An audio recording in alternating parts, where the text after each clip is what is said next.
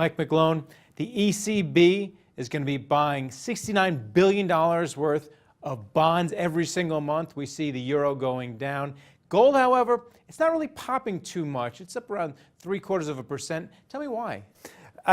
Based on the announcement, it's up that much. But gold is up, what, 6, 7, about 8% on the year. Part of that was the Swiss National Bank, and they're dropping their peg to the euro. They even lowered rates. But the overall factor for gold, the foundation is building.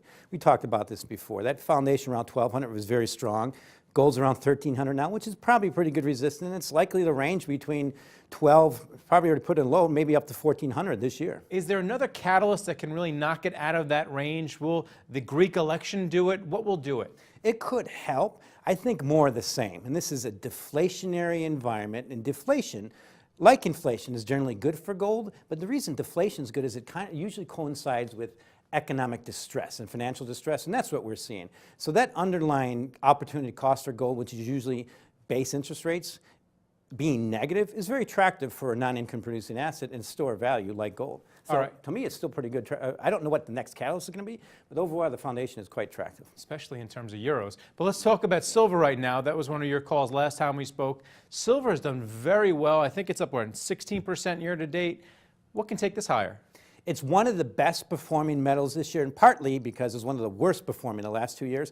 But silver, in many languages, is considered currency. So what we're seeing happening in the currency markets, we're seeing volatility and currency wars. So ultimately currency, yet it still has an industrial demand value.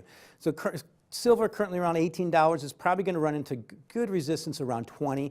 It got really cheap at the end of last year, which is the reason I said that around 15. And our estimate of the all-in marginal cost of production, the marginal cost of production for silver is around 15. So it's unlikely to get much lower and probably should get to near 20. The question is sustainability. All right, and speaking of industrial metals, platinum's up this year, but palladium is down. Once again, give me the differentiating factors between those two metals. Easily confused. Both platinum and palladium, the PGMs, are good for emissions control, so catalytic converters. Platinum is notably used for diesel vehicles, mostly in Europe, and Europe's in recession. But the thing is, auto sales last year have picked up because at some point you do have to buy, your vehicles wear out, you have to buy new vehicles. So that's happening. And platinum also, historically, when it's at a discount to gold, which it is now, it's generally very attractive, certainly from a Chinese market. So that's happened.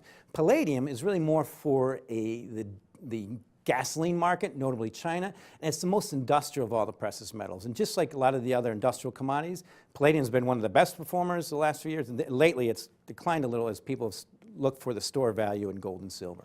All right, thanks a lot, Mike. Thank you. And thank you for watching The Street.